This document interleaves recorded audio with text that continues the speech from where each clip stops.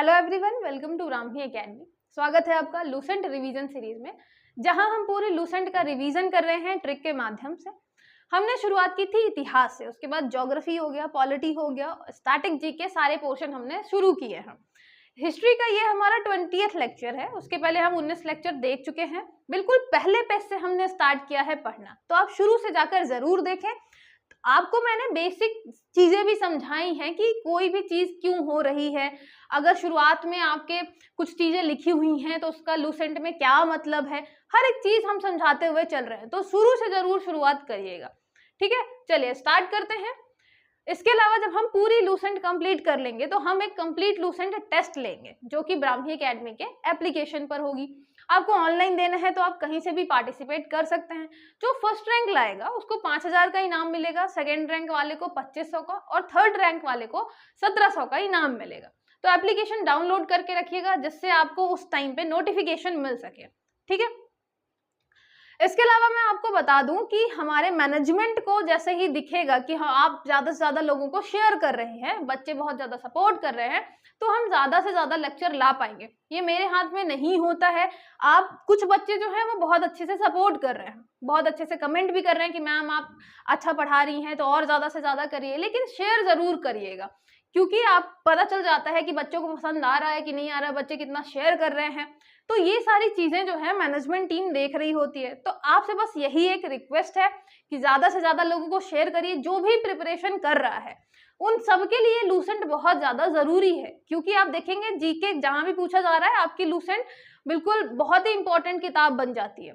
तो हम बहुत अच्छे तरीके से पढ़ रहे हैं, उसको याद भी करते चल रहे हैं, तो ज्यादा से ज्यादा शेयर जरूर करिएगा। ठीक है, लाइक कर दीजिएगा अगर आपको सारी चीजें समझ में आती हैं, पसंद आती हैं। तो लास्ट लेक्चर में हमने देखा था शैव धर्म के बारे में। अब देखिए, हम जब पूरे आपके धर्म पढ़ रहे हैं, जैसे जैन धर्म होगा, बौद्ध धर्म हो गया, जो कि 6th सेंचुरी में क्या हुआ था, मतलब उसका उदय हुआ था। लेकिन वैष्णव धर्म, शैव धर्म, ये जो है अलग अलग टाइम पे आते हैं, अलग अलग टाइम पे प्रमोट होते हैं। शैव धर्म की बात करें तो हमने बात की कि भाई आपके हड़प्पा के टाइम पे भी उसके साक्ष्य मिले हैं। उसके अलावा ऋग्वेद में रुद्र नामक देवता मिले हैं, अथर्ववेद में मिले हैं भूपति नाम के देवता। उसके अलावा महाभारत में भी इनका वर्णन है, आपके लिंग पूजा का वर्णन हमें मिलता है। तो बहुत सारी चीजें जो हैं बहुत पहले से चली आ रही है शैव धर्म से संबंधित। लूसेंट में धर्म से संबंधित चीजें लिख दिया एक साथ है, लेकिन उसका ये मतलब नहीं है कि सब बौद्ध धर्म, जैन धर्म, शैव हो गया, वैष्णव हो गया, सब एक साथ आए हैं। ये सब एक साथ नहीं आए हैं, अलग अलग टाइम पे आए हैं। ठीक है, लिखा बस वहां पे एक साथ है। तो इसलिए आप ये जरूर समझ के रखिएगा, बौद्ध धर्म और जैन धर्म क्यों आते हैं, क्योंकि आपकी सोसाइटी में उत्तर वैदिक काल के बाद बहुत ही ज्यादा अशांति आ गई थी। कर्मकांड इतना ज्यादा बढ़ गया था, बलि इतनी ज्यादा बढ़ गई थी, यज्ञ हवन, ये सारी चीजें इतना ज्यादा बढ़ गया था सोसाइटी में। उसके अलावा असंतोष इसलिए भी था कि सोसाइटी में जो पैसा जिनके पास है, जो कि आपके वैश्य थे, उनकी कोई रिस्पेक्ट नहीं थी। जो राजा होते थे क्षत्रिय, उनकी कोई रिस्पेक्ट नहीं थी। सबसे ज्यादा रिस्पेक्ट थी, वैल्यू थी आपके ब्राह्मण्स की। उसके अलावा शूद्र जो थे उनकी कंडीशन बहुत ही खराब थी, छुआछूत स्टार्ट हो चुका था। तो ब्राह्मण को छोड़कर जो आपके 3 वर्ण थे, और वो काफी ज्यादा परेशान थे, काफी ज्यादा शांति लाते थे सोसाइटी में, ला चुके थे। इसकी वजह से क्या हुआ कि हमारे गौतम बुद्ध और महावीर स्वामी आते हैं और बौद्ध धर्म और जैन धर्म का प्रचार प्रसार करते हैं। उसके अलावा वो भाषा अपनी क्या रखते हैं, जैन धर्म वाले प्राकृत रखते हैं, बौद्ध धर्म वाले पाली रखते हैं, जिससे जन साधारण लोगों को भी समझ में आए। उसके अलावा वो संघ बना के रखते हैं, जिससे ज्यादा से ज्यादा हम प्रमोट कर सके। और आप ये भी देखेंगे कि बहुत बड़े बड़े राजाओं ने, जैसे अशोक ने बौद्ध धर्म का प्रचार प्रसार किया, पाल राजा के बारे में आप बार बार देख रहे हैं ना कि उन्होंने बौद्ध धर्म का प्रचार प्रसार किया। ऐसे ही जैन धर्म को बहुत सारे राजाओं ने सपोर्ट किया। तो राजाओं का सपोर्ट रहता था, इसलिए भी उसका प्रचार प्रसार बहुत ज्यादा हुआ।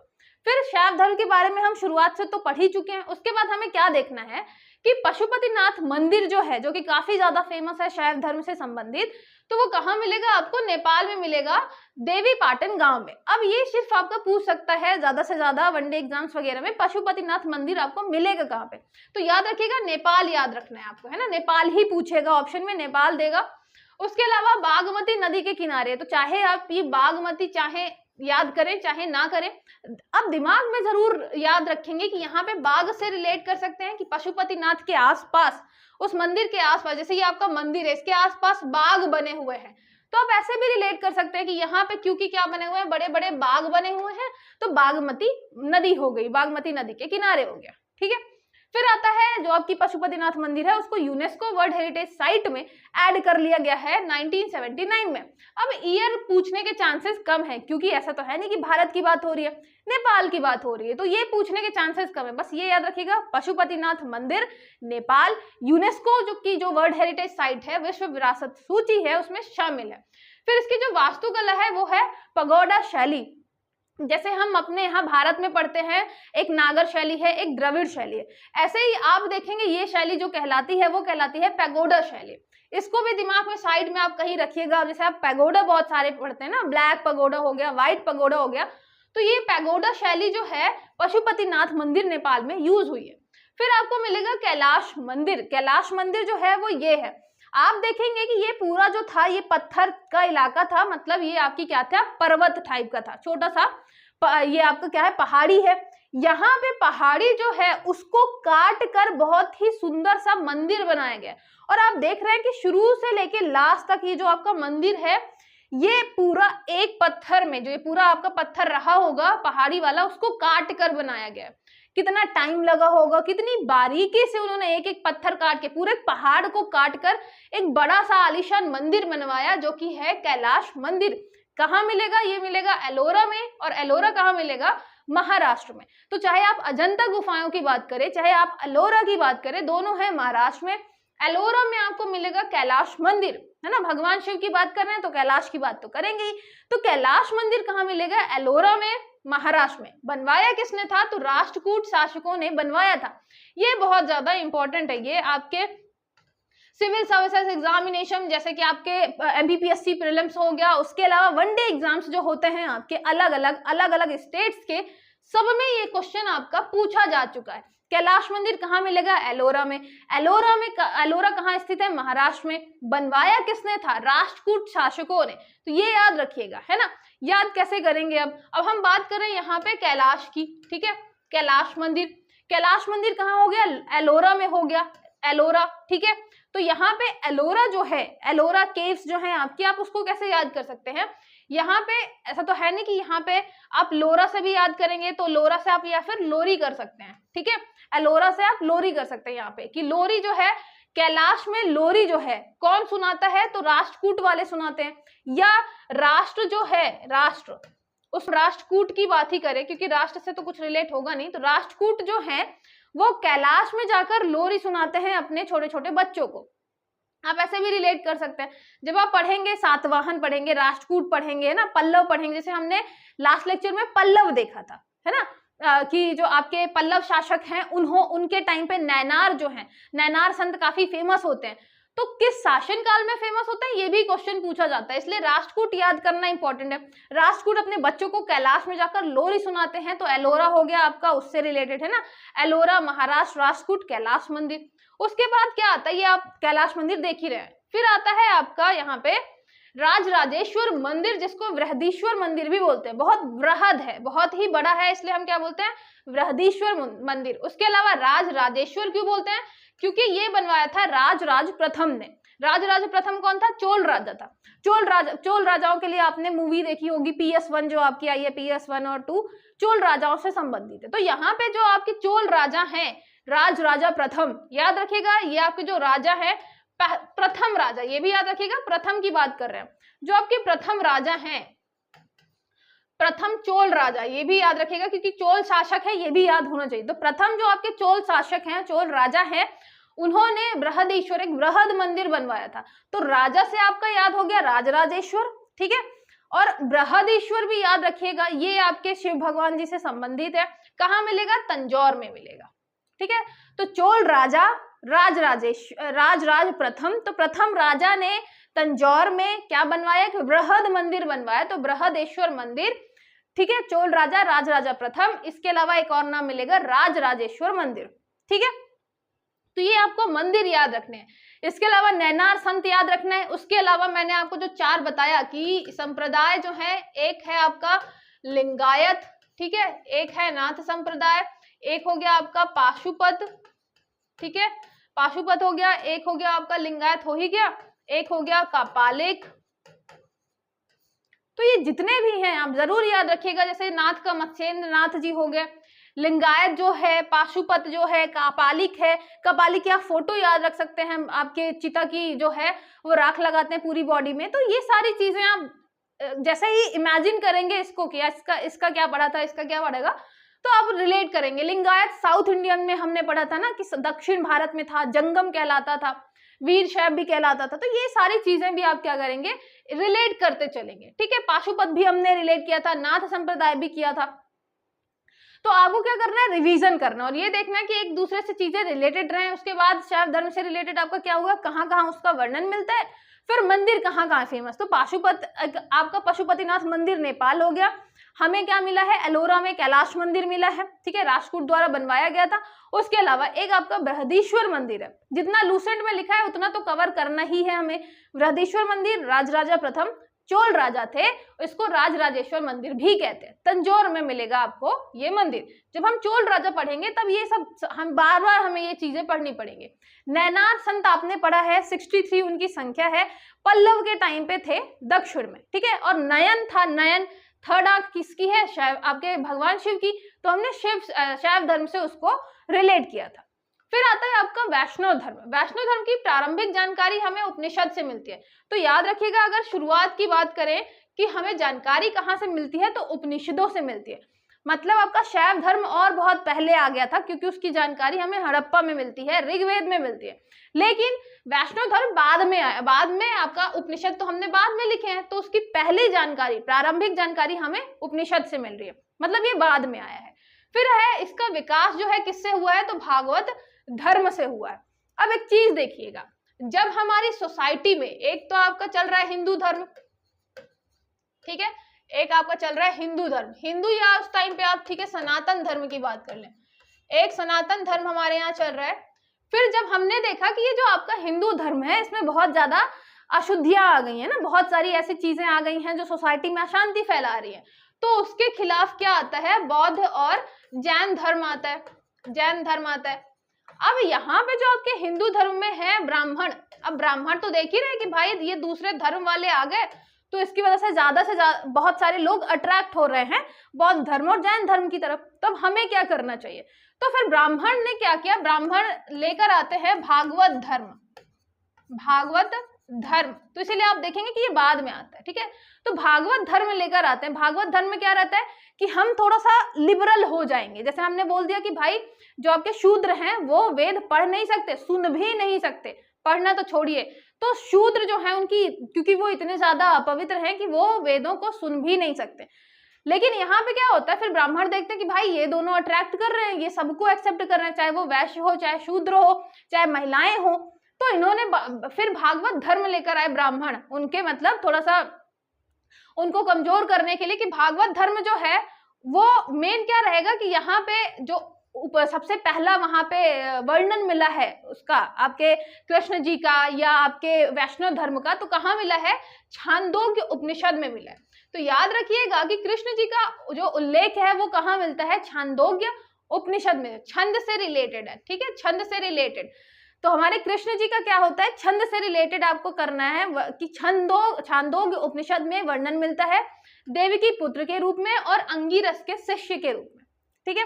भागवत धर्म यहाँ से निकलता है। जब हमें बौद्ध धर्म और जैन धर्म के कंपैरिजन में कोई नया चीज लाना था तो यहाँ पे निकला आपका भागवत धर्म या फिर वैष्णव धर्म, ठीक है। और इसके प्रवर्तक जो है कौन कहलाते हैं, तो भगवान कृष्ण कहलाते हैं, जिनको वृषण कबीले का माना जाता था, जो कि था मथुरा में। तो मथुरा में वृषण कबीला और किससे रिलेटेड है, कृष्ण से रिलेटेड है। तो आप यहाँ पे नाम देखेंगे अगर, तो कृष्ण में भी शाह है और वृषण में भी शाह है आपका, तो इससे भी रिलेट कर सकते हैं। कृष्ण वृषण कबीला मथुरा से रिलेटेड है कृष्ण भगवान। उसके अलावा जो आपका प्रचार प्रसार हुआ वैष्णव धर्म का, भागवत धर्म से होता है। इस नारायण के जो पूजक हैं वो पंचरात्र कहलाते हैं, मतलब ये 5 रात्रि क्या करते हैं, लगातार पूजा करते हैं, जो नारायण के पूजक होते हैं। तो हमारे नारायण भगवान के पूजा करने वाले क्या करते हैं, लगातार 5 रातों तक पूजा करते हैं, तो 5 रात्रि हो जाएगा, भागवत धर्म हो गया। प्रारंभिक जानकारी उपनिषद तो आपने देख लिया, छांदोग्य उपनिषद में पहली बार छंद में मिलता है हमें कृष्ण जी का वर्णन, ठीक है। और वैसे भी हमारे कृष्ण जी जो है वो बांसुरी बजाते थे, तो थोड़ा गाने से रिलेटेड आपको करना है, गीत संगीत से, तो यहाँ पे आपका छंद रिलेट हो जाएगा उससे। फिर आप देखेंगे प्रारंभिक अभिलेख जो है भागवत धर्म से रिलेटेड वो कौन सा था, बेसनगर, और ये आपने पढ़ा है। यहाँ पे आपका जो हेलियोडोरस रहता है वो गरुण स्तंभ बनवाता है, तो इससे भी पता चलता है कि भागवत धर्म उस टाइम पे कितना ज्यादा फेमस रहा होगा कि भाई बाहर का विदेशी यात्री आता है और हमारे यहाँ क्या बनवाता है, यहाँ पे ये आपका एरर नहीं है, यहाँ पे गलती से लिख गया है, बेसनगर में क्या बनवाता है, बेसनगर विदिशा क्या बनवाता है, ये एक गरुण स्तंभ बनवाता है। तो यहाँ पे आपने क्या पढ़ा है, गरुण स्तंभ पढ़ा है, ठीक है, गरुण स्तंभ पढ़ा है। तो आप देखेंगे कि बहुत ही ज्यादा गुप्त काल तक आते आते वैष्णव धर्म का प्रचार प्रसार हुआ, बहुत ज्यादा मानने भी लग गए। जैसे राजा आपको कोई धर्म अगर प्रमोट करेगा, राजा बोलेगा कि भाई हम इस धर्म को मान रहे हैं, तो प्रजा भी बात सुनेगी। तो जब राजा बोलेगा कि बौद्ध धर्म को आप अपनाइए या बौद्ध धर्म का पालन करिए आप, तो ज्यादा से ज्यादा लोग बौद्ध धर्म की तरफ अट्रैक्ट होंगे, जैसे आप अशोक के टाइम पे देखते हैं। वैसे अशोक ने सीधे नहीं बोला था कि आप बौद्ध धर्म को अपनाइए, लेकिन प्रचार प्रसार उनकी बहुत सारी शिक्षाएं की थी बौद्ध धर्म से संबंधित, ठीक है। फिर जैसे हम देखेंगे कि गुप्तों के टाइम पे भागवत धर्म का प्रचार प्रसार होता है, वैष्णव धर्म का, तो आप देखेंगे सोसाइटी में भी फिर भागवत धर्म वैष्णव धर्म के लिए क्या होता है, और ज्यादा अच्छी बातें फैलती हैं।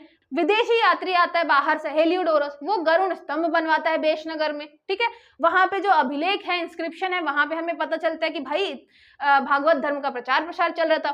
फिर मत्स्य पुराण में हमें भगवान वैष्णव धर्म के जो है 10 अवतार हैं विष्णु जी के, उनका वर्णन मिलता है।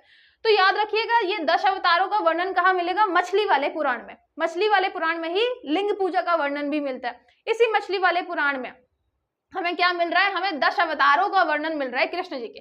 अब 10 अवतार कौन कौन से थे ये आपको बिल्कुल याद करने की जरूरत नहीं है, जैसे राम जी, कृष्ण जी, ये सब तो आपको याद है, परशुराम आपको याद रहता है।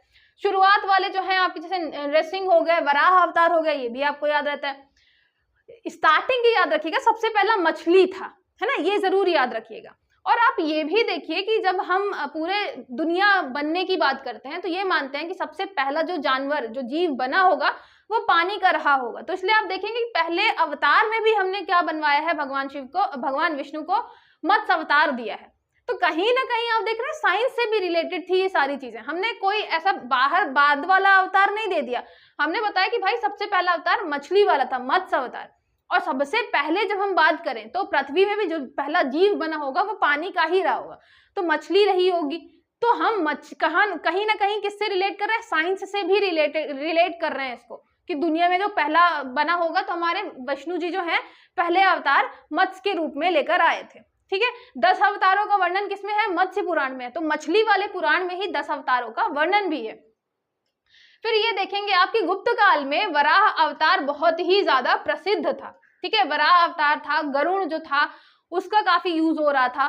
तो यहाँ पे वराह अवतार का किस में देखेंगे, जहाँ पे आपकी उदयगिरी वाली गुफाएं हैं वहां पे भी आप देखेंगे मध्य प्रदेश में कि वराह अवतार की बहुत अच्छी एक मूर्ति बनी हुई है। तो देखेंगे कि आप उस टाइम पे भागवत धर्म जो है आपका वैष्णव धर्म कितना ज्यादा प्रसिद्ध था कि अलग अलग जगह पे, क्योंकि आपकी जो ये गुफाएं हैं वो भी गुप्त काल से संबंधित है, तो अलग अलग टाइम पे आप देखेंगे कि कितना ज्यादा वराह अवतार हो गया। उसके अलावा आपका गरुण हो गया, गरुण स्तंभ हमने बनवाया है, मतलब विदेशी यात्री ने आकर हमारे यहाँ बनवाया है। तो हम उस टाइम पे ज्यादा से ज्यादा जो लोग थे वो भागवत धर्म एक्सेप्ट कर रहे थे। और ये शुरुआत में आया क्यों था, हमने आपसे शुरुआत में ही हमने बात करी कि भागवत धर्म लाया क्यों गया था। तो ये लाया गया था बौद्ध धर्म और जैन धर्म के खिलाफ, कि मतलब उनको थोड़ा सा हम कमजोर करते हैं और अपने यहाँ कुछ एक ऐसा नया संप्रदाय छोटा सा लाते हैं, भागवत धर्म लाते हैं, जिसमें क्या होता है ज्यादा से ज्यादा लोग ऐड हो सके, ठीक है। तो ये जरूर याद रखिएगा। ये हो गया वैष्णव धर्म से रिलेटेड छांदोग्य उपनिषद, याद रखिएगा। फिर आपको लूसेंट में क्या मिलेगा, एक बॉक्स मिलेगा। उस बॉक्स में जो है आपको ऐसे मिलेगा कि वैष्णव संप्रदाय जो है, ब्रह्म संप्रदाय ये किस मत से रिलेटेड थे और इनके आचार्य कौन थे, ठीक है। इससे कभी कभी क्वेश्चन आ जाता है, जैसे ये पूछ लेते हैं कभी कभी विशिष्ट अद्वैत जो है, ये द्वैत, शुद्ध द्वैत या शुद्ध अद्वैत, ये किससे रिलेटेड है। ये वाला पोर्शन जो है वो कम ही आता है, लेकिन ये वाला पोर्शन ये पूछ लेता है कि ये किससे संबंधित है, तो आपको ये नाम बताने पड़ते हैं कि ये किससे संबंधित है। तो आप पूरा तीनों चीज याद रखेंगे, ठीक है। अब जब हम बात कर रहे हैं किसकी, वैष्णव संप्रदाय की, वैष्णव संप्रदाय विष्णु जी की बात कर रहे हैं। विष्णु जी जो है विशिष्ट है, विष्णु जी जो है काफी विशिष्ट है और क्या है, अद्वैत। ठीक है, तो याद रखिएगा विष्णु जी क्या है। अब यहाँ पे आप विशिष्ट याद रख लेंगे तो बाद वाला अद्वैत याद रखने की जरूरत नहीं पड़ेगी, क्योंकि आप देख रहे हैं कि 4 में विशिष्ट एक ही में लगा हुआ है। तो विष्णु जी जो है काफी विशिष्ट है, और विशिष्ट ये बनाया किसने है, तो रामानुज ने। तो राम जी ने विष्णु जी का अवतार काफी विशिष्ट बनाया है। ठीक है, तो राम अवतार से हम कर सकते हैं, रामानुज का हम कर सकते हैं राम। ठीक है, हम सिर्फ राम उठा सकते हैं। तो राम अवतार के कारण जो हमारे विष्णु जी का मतलब ये जो वैष्णव संप्रदाय है वो क्या बन जाता है, काफी विशिष्ट बन जाता है। ठीक है, एक ये हो गया। फिर आता है ब्रह्म संप्रदाय, जो कि है आपका द्वैत, और ये किसका है, आनंद तीर्थ। तो हमारे जो ब्रह्म जी हैं, ब्रह्म जी जो है वो द्वैत, मतलब 2 लोगों के साथ भी क्या रहते हैं, काफी आनंद में रहते हैं। 2 लोग कौन कौन है, आप देखेंगे हमेशा ब्रह्मा जी के आसपास 2 लोग बैठे रहते हैं।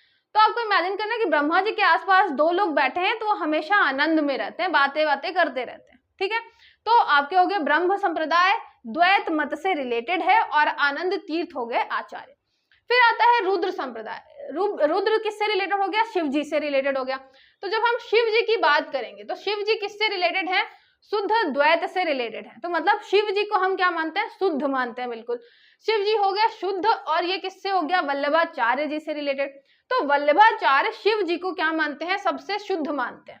ठीक है, विष्णु जी विशिष्ट है क्योंकि उनके राम जी का अवतार काफी अच्छा था। शिव जी हमारे क्या है, बिल्कुल शुद्ध है, और मान कौन रहा है शुद्ध, वल्लभाचार्य शुद्ध मानते हैं। ठीक है, ब्रह्मा जी आसपास 2 लोगों को बैठा लेते हैं और हमेशा आनंद में डूबे रहते हैं, तो आनंद तीर्थ हो गया। फिर आता है सनक। सनक जो है द्वैत अद्वैत।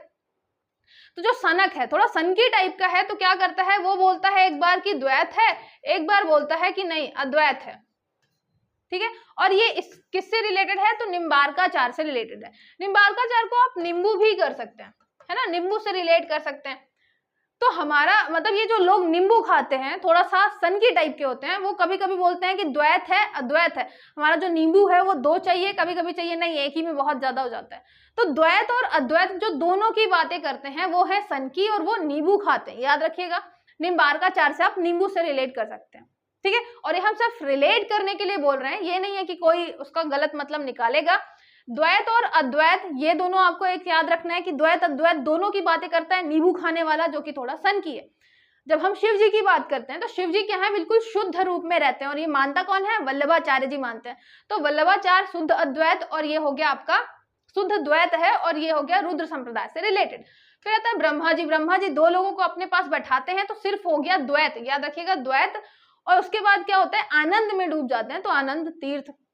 वैष्णव संप्रदाय की बात करें तो वैष्णव जो है विष्णु जी से रिलेटेड, विष्णु जी का जो राम अवतार है वो क्या है, काफी विशिष्ट है, क्योंकि बहुत सारे लोग उससे क्या लेते हैं, प्रेरणा लेते हैं।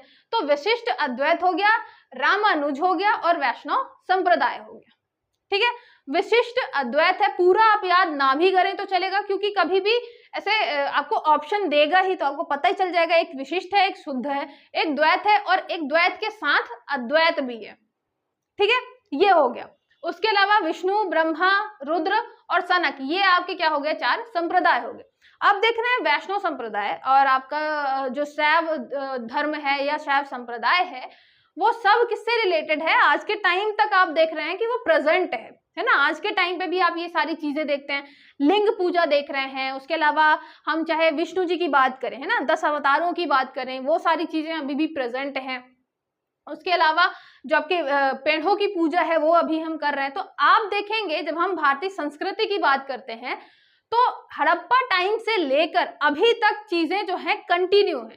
इसीलिए कहते हैं कि भारतीय संस्कृति जो है वो क्या है, हमारी बिल्कुल लगातार चली आ रही है ना, बिना रुके, बिना खत्म हुए, बिल्कुल लगातार चली आ रही है। आज के टाइम पे हम जो चीजें फॉलो करते हैं, पूजा पाठ की जो चीजें हम करते हैं, वो आज से मतलब आप समझ रहे हैं हड़प्पा के टाइम से चली आ रही है। आपसे 2000 साल तो अभी का हो गया, और उसके पहले का आप 2-3 हजार साल ऐड कर लीजिए, तो इतने लंबे टाइम से चली आ रही है। और इसीलिए हमें क्या पढ़ना पड़ता है, हमारे संप्रदाय से रिलेटेड जो चीजें हैं वो आती हैं, उनसे क्वेश्चन बनते हैं और आपको बताना पड़ता है, क्योंकि ये इंपॉर्टेंट हो जाता है ना, भारतीय संस्कृति से रिलेटेड है। बौद्ध धर्म और जैन धर्म क्यों जरूरी है, क्योंकि सोसाइटी में जैसे हम बात करें अगर कि बौद्ध धर्म और जैन धर्म जरूरी क्यों है, तो हमने देखा कि जब हम 6th सेंचुरी की बात कर रहे होते हैं, ठीक है, ईसा पूर्व की बात कर रहे होते हैं, तो हमने वो बोला कि यहाँ पे क्या था, समाज में बहुत ज्यादा क्या हो गई थी, अशांति आ गई थी, ठीक है, अशांति आ गई थी। और अशांति क्यों आई थी, क्योंकि आपके जो ब्राह्मण धर्म के अलावा जितने भी आपके वर्ण थे, ब्राह्मण वर्ण के अलावा कौन कौन, ये हो गया आपका क्षत्रिय, वैश्य और शूद्र, ये तीनों जो थे ये क्या थे, ये असंतोष इनमें आ गया था।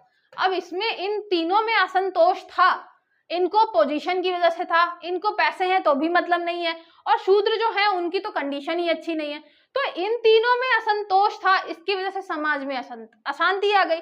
और फिर इसका आप परिणाम देखेंगे कि फिर गौतम बुद्ध और महावीर स्वामी क्या लेकर आते हैं, जैन धर्म और बौद्ध धर्म लेकर आते हैं। और इसीलिए क्योंकि यहाँ पे आप देखेंगे कि एक बहुत बड़ी सोसाइटी, ये जो आपके लोग हैं सोसाइटी के, वो क्या है, बहुत ज्यादा नाखुश हैं, और खुश नहीं है तो फिर वो दूसरे धर्म की तरफ जाएंगे।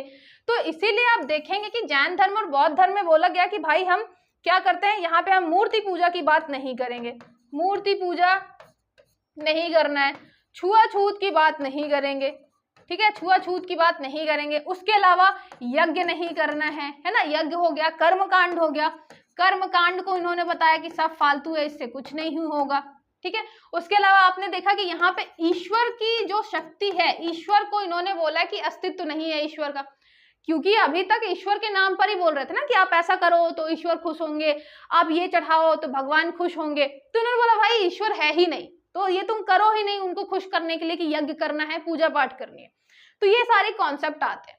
फिर आप देखेंगे कि यहीं से, क्योंकि जैन धर्म और बौद्ध धर्म का प्रचार प्रसार हो रहा है, तो यहीं से फिर हमारा क्या आएगा, भागवत धर्म आएगा। भागवत धर्म, भागवत धर्म जो है हिंदू धर्म से संबंधित है ना।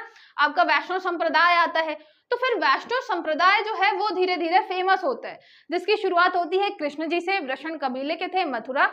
उसके अलावा पहली बार अगर वर्णन कहाँ मिलता है, तो ये जरूर याद रखिएगा क्योंकि ये क्वेश्चन पूछा जाता है, वो है छांदोग्य उपनिषद में। एक तो उपनिषद याद रखिएगा कि उपनिषद में पहली बार मिलता है, ऊपर से किस उपनिषद में, तो यहाँ छंद से रिलेटेड याद रखना है, छांदोग्य उपनिषद में, ठीक है। उसके बाद हमने क्या बात की, और ये भी बात की जो आपका शैव धर्म है वो ज्यादा पुराना है, शैव संप्रदाय आपका ज्यादा पुराना है, क्योंकि उसके बारे में हड़प्पा में भी हमें मिलता है, ऋग्वेद अथर्ववेद इनमें हमें जानकारी मिलती है। हमारा जो वैष्णव धर्म है वो उपनिषद से चालू होता है, उपनिषद में उसका पहला प्रमाण मिलता है, ठीक है, छांदोग्य उपनिषद में। तो ये चीजें हमने की। इसके बाद जो है, जैसे आपको थोड़ा बहुत बचता है वैष्णव धर्म का, उसके बाद जैसे है आपका मुस्लिम धर्म के बारे में है, क्रिश्चियनिटी के बारे में, तो इनसे क्वेश्चन ज्यादा नहीं आते हैं, थोड़े थोड़े क्वेश्चन आते हैं इनसे, तो ये आपको याद रखना है। फिर धीरे धीरे आपका ये फेमस हो जाएगा, तो आप देखेंगे कि जब राजा सपोर्ट करने लग जाएगा, तो गुप्त काल में आप देखेंगे कि जो गुप्ता राजा थे वो काफी प्रमोट कर रहे थे किसको, वैष्णव संप्रदाय को, ठीक है। 10 अवतार जो है उनका आप वर्णन देखेंगे मत्स्य पुराण में। 10 अवतारों में भी आप देखेंगे कि गुप्त काल में जो वराह अवतार है वो काफी ज्यादा क्या था, फेमस था, ठीक है। उसके अलावा हमने क्या देखा यहाँ पे, ये हो गया सारी चीजें, ठीक है, ये आपकी। फिर इसके बाद हमने क्या देखा, ये पूरा आपका यहाँ पे ये संप्रदाय, उसके अलावा मत और आचार्य, ये एक डब्बा देखा, एक बॉक्स देखा, जिसमें आपको विशिष्ट अद्वैत मिलेगा, एक द्वैत मिलेगा, एक शुद्ध द्वैत मिलेगा और एक द्वैत अद्वैत मिलेगा, ठीक है। तो यहाँ पे विशिष्ट हो गए हमारे राम जी, द्वैत हो गए हमारे ब्रह्मा जी जो कि आनंद में रहते हैं। फिर रुद्र जो है क्या है, वो काफी शुद्ध रूप में है, और ये किसने बोला, वल्लभाचार्य ने। उसके अलावा सनकी जो है नींबू खाता है, तो निर्वार्गाचार, और उसके अलावा द्वैत और अद्वैत दोनों की बातें करता है। तो ये हो गया आपका पूरा शैव धर्म और वैष्णव धर्म से रिलेटेड। रिवाइज जरूर करिएगा पूरी चीजें, क्योंकि एक बार में आपको समझ में तो आ जाएंगी लेकिन लंबे टाइम तक याद नहीं रहेंगी।